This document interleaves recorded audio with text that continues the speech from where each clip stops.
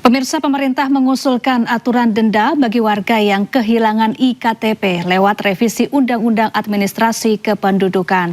Namun di tengah wacana ini kritik muncul karena layanan pengurusan KTP dinilai masih berbelit dan menyulitkan masyarakat. Pemerintah melalui Kementerian Dalam Negeri mengajukan revisi Undang-Undang Administrasi Kependudukan. Salah satu poin yang menjadi sorotan adalah rencana penerapan denda bagi masyarakat yang kehilangan KTP elektronik atau IKTP. Langkah ini disebut sebagai upaya meningkatkan kedisiplinan dalam menjaga dokumen kependudukan, sekaligus menertibkan administrasi negara.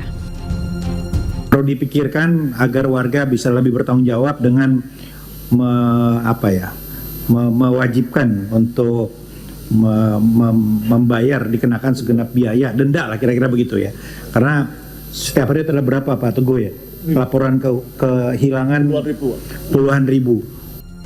Triliun buat bikin eKTP, ada chipnya, ada biometriknya, tapi fungsinya apa sampai hari ini? Di fotokopi sementara malah. Di tengah wacana itu kritik pun datang dari DPR. Anggota Komisi 2 Deddy Sitorus menilai masalah utama justru bukan pada ada atau tidaknya denda, melainkan pada sistem birokrasi yang saat ini masih dinilai rumit. Menurutnya, meski IKTP sudah menggunakan teknologi chip, dalam prakteknya masyarakat masih harus melengkapi berbagai dokumen tambahan yang seringkali memakan waktu dan juga biaya. Juga tadi rumitnya, kita punya KTP udah pakai chip, apa-apa urusan harus pakai fotokopi lagi.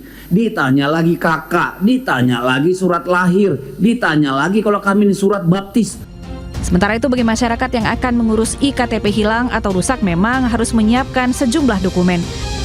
Untuk KTP hilang, warga wajib membawa surat keterangan kehilangan dari kepolisian, kartu keluarga, serta mengisi formulir permohonan di Dinas Kependudukan dan Pencatatan Sipil. Sedangkan untuk KTP rusak, cukup membawa KTP lama yang sudah rusak dan juga kartu keluarga sebagai data pendukung. Dengan adanya perdebatan ini menunjukkan bahwa perbaikan layanan publik ternyata masih menjadi pekerjaan besar di negeri ini. Tim Liputan iNews melaporkan. Pemerintah Provinsi Jawa Barat akan memberlakukan pajak bagi kendaraan listrik dalam waktu dekat. Saat ini Pemprov Jabar masih menghitung besaran pajak yang diterapkan bagi pengguna kendaraan listrik. Khusus kendaraan listrik di Jawa Barat nantinya akan dikenakan pajak. Pemprov Jawa Barat tengah menghitung besaran pajak yang akan dibayar pemilik kendaraan. Gubernur Jawa Barat Deddy Mulyadi menyebut pajak kendaraan listrik ini akan digunakan untuk membangun infrastruktur jalan di seluruh Jawa Barat. Ketentuan ini mengacu pada Peraturan Menteri Dalam Negeri Nomor 11 Tahun 2026, di mana kendaraan listrik mulai diperlakukan lebih setara dengan kendaraan konvensional dalam konteks pajak daerah.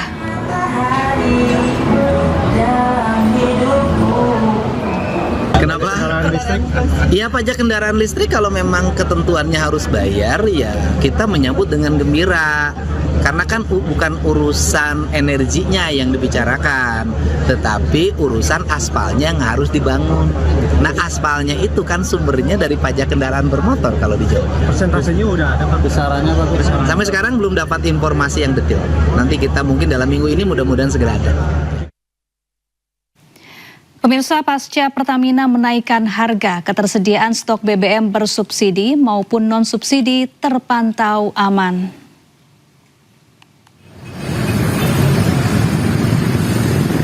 Hasil pantauan di sejumlah SPBU kawasan Margonda, Depok, Jawa Barat, aktivitas pengisian masih berjalan normal tanpa ada antrean panjang kendaraan. Adapun kenaikan harga terjadi pada Pertamax Turbo menjadi Rp19.400 serta Dexlite pada harga Rp23.600 per liter.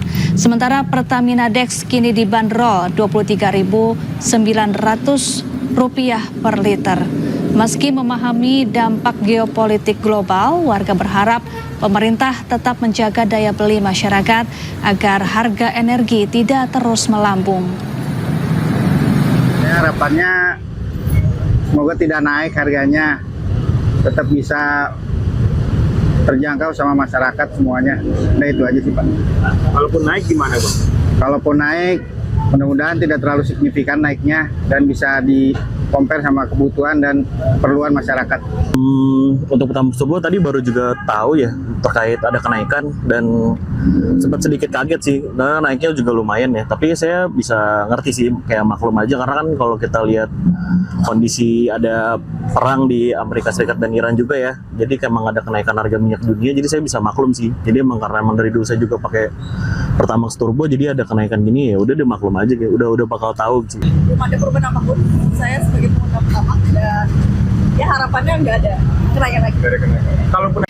Kita ke informasi lain pemirsa, di tengah langkanya minyak kita di pasaran, polisi menggerebek pabrik minyak kita ilegal di kawasan Juanda Sedati, Sidoarjo, Jawa Timur. Selain menangkap 4 pelaku, polisi menyita ratusan liter minyak kita kemasan ilegal.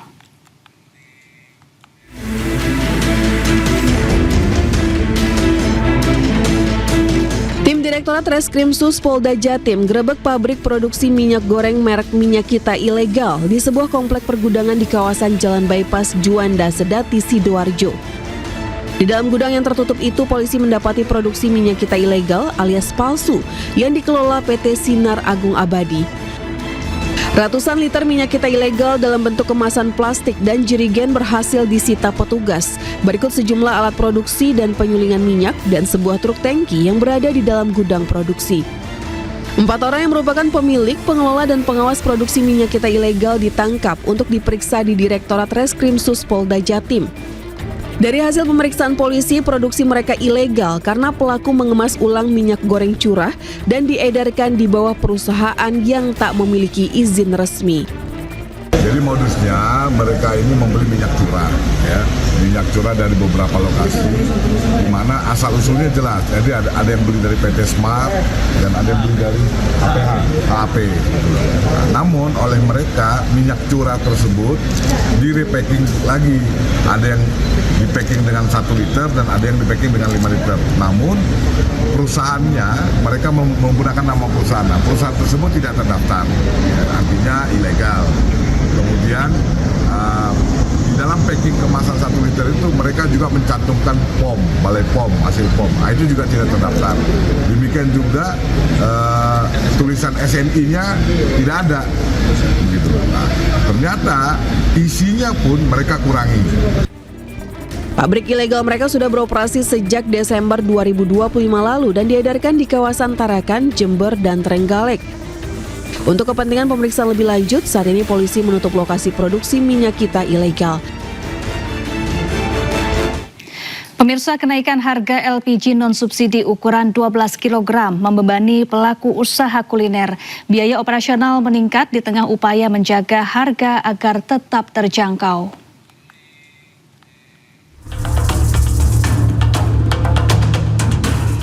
Kenaikan harga LPG non-subsidi ukuran 12 kg mulai dirasakan para pelaku usaha makanan di Kota Bogor, Jawa Barat. Salah satunya di rumah makan yang berada di Jalan Pandu Raya yang setiap hari mengandalkan LPG 12 kg untuk kebutuhan memasak. Tentunya berdampak banget ya Kak ya, soalnya kan kenaikannya lumayan tinggi ya kan.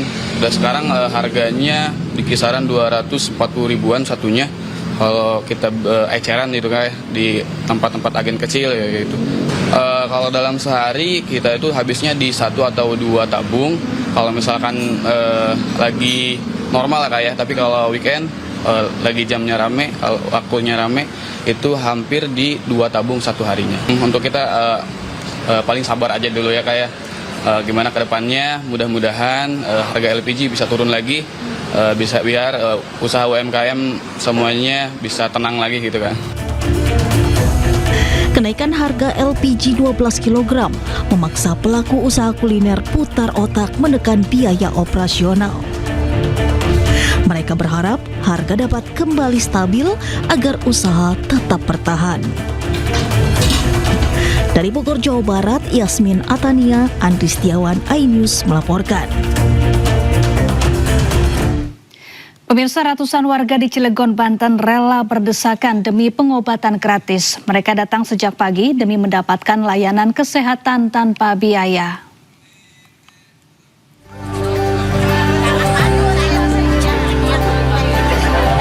Beginilah suasana antrian warga di kawasan Pulau Merak, Kota Cilegon, Banten. Ratusan warga datang lebih awal untuk mengikuti pengobatan gratis yang digelar TNI dalam program TMMD ke-128. Iya, baru nyapa Ibu. Ujuk-ujuk aja dari rumah ke sini aja panas-panasan Ibu nih, Masya Allah. Ya Allah, ya Allah. Ya alhamdulillah bisa ngebantu gitu ya sama masyarakat gitu ya. Apalagi sekarang lagi musim penyakit.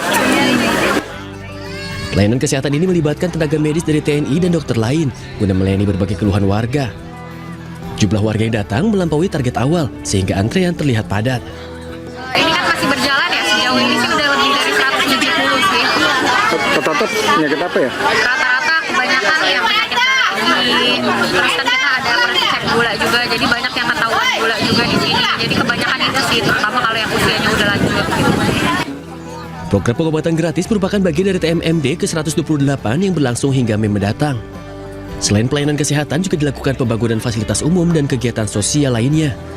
Alhamdulillah sasaran fisiknya ada berupa jalan tadi, pembukaan dan pemadatan saluran air, kemudian ada perbaikan rumah tidak layak huni itu ada 10, kemudian kita ada pipanisasi 1 km, ada pembuatan MCK, ada sarana masjid kita perbaiki, musola, saya ulangi musola, ada sumur bor air 10 ini. Antusiasme warga yang tinggi menunjukkan bahwa kegiatan seperti ini sangat dibutuhkan dan memberikan dampak nyata bagi masyarakat.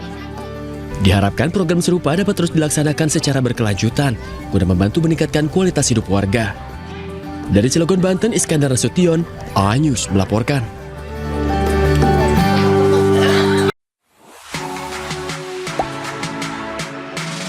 Gak sempet baca?